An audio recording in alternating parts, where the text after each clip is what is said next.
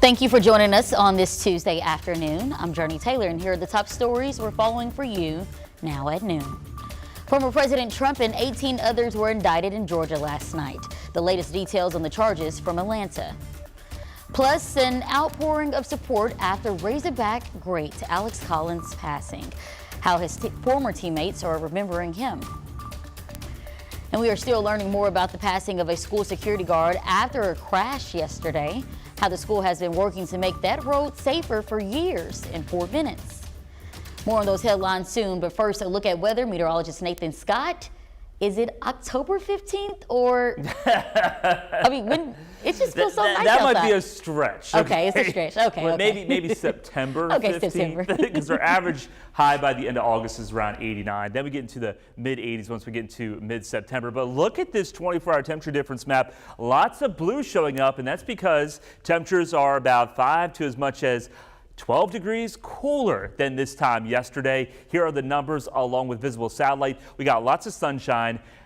Some clouds in northeast Arkansas. Keep the numbers down quite a bit. Only 72 right now in Jonesboro, 83 in Hot Springs, 84 in Camden. It is an open windows weather type of situation because it's not only the cooler temperatures, but you step outside and it feels good. It feels refreshing. The dew points, they've dropped down to the upper 50s to lower 60s. Those clouds are not producing any rain anywhere in Arkansas. There could be a sprinkle in northeast Arkansas. But temperatures today, much cooler than what we have been seeing. Highs only climbing up a few more degrees. I'm going for a high of 86 in Little Rock, 81 in Mena. We'll go for highs only into the 70s if you're watching us in north central Arkansas and northeast Arkansas. How long will this little hint of fall stick around? I'll have that answer coming up.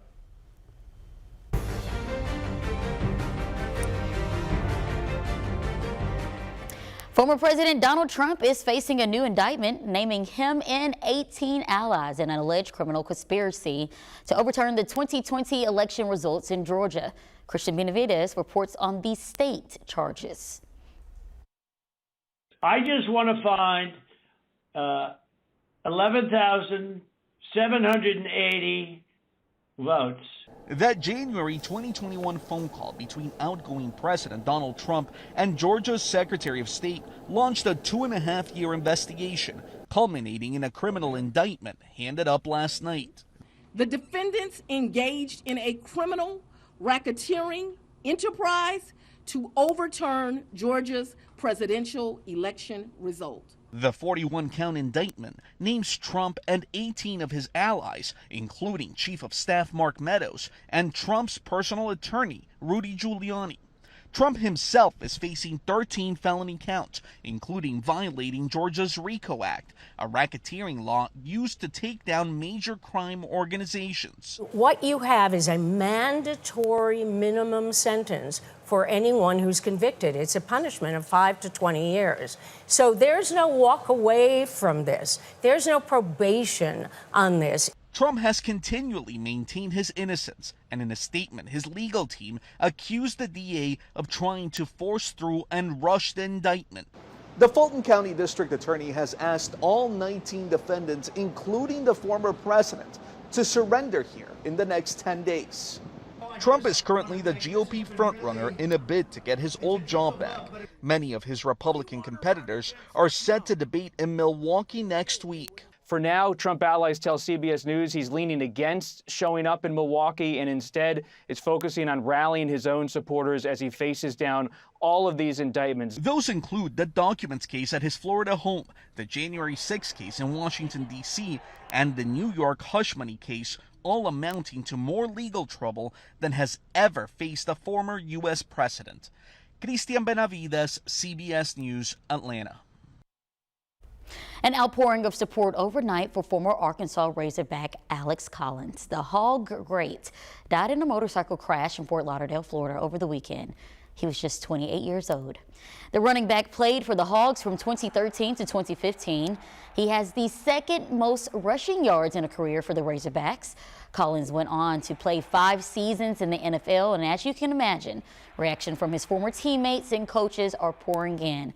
We have a link to those responses on our website at thv11.com.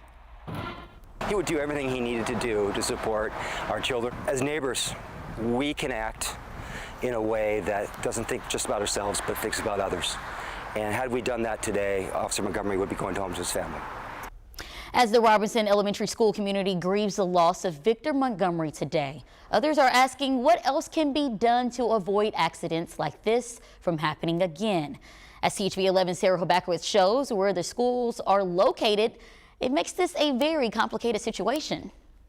A heartbreaking morning at Robinson Elementary in Little Rock yesterday. A school security guard directing first aid traffic was killed in a car crash. It's a hard day for us as a family. And you know, we just need to be neighbors. This is a preventable tragedy. Superintendent McNulty wants drivers to slow down in a school zone, and he thinks more signage would help do that. We would really utilize a light that we could control traffic with. I think that's the key.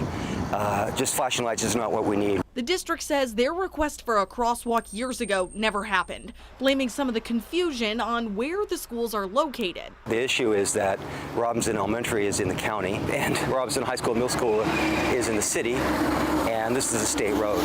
We spoke with the city, county, and state to clarify who gets the final say. Most requests for change around the state roads go through RDOT. We look at it to see if it's going to create any other problems like a blind spot, or is the sign big enough or small enough, or does it fit state requirement.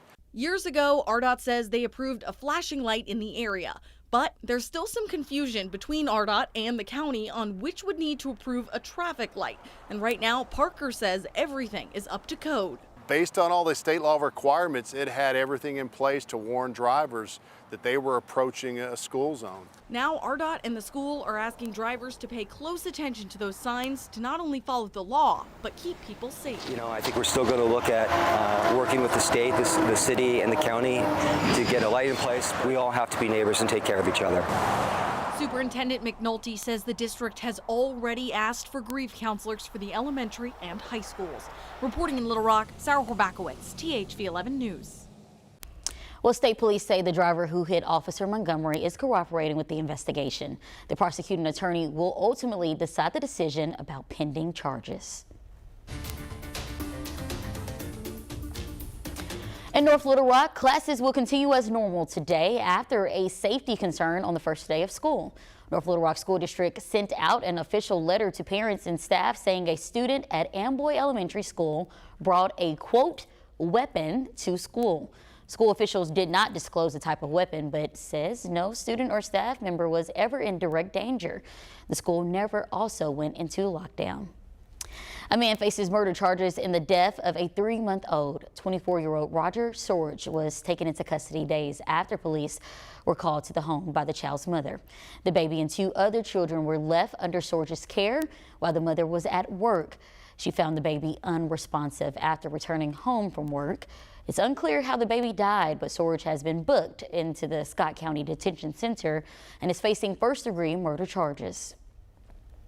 The owners of the troubled Big Country Chateau apartments in Little Rock may face more legal troubles after failing to appear in court Monday. Yesterday, a Pulaski County Circuit judge ordered the owners to pay $1,000 per day until they provide the financial documents requested back in February. The state attorney general's office is suing the owners, accusing them of failing to provide water service or safe and livable housing to tenants. And it was a violent weekend in Pine Bluff as members of the community are pushing now for change to curb youth crime. After 2 separate shootings leaves 1 person dead and another 4 injured, people are calling for answers. Last month, city leaders and police held a press conference where they stated they're working on making improvements.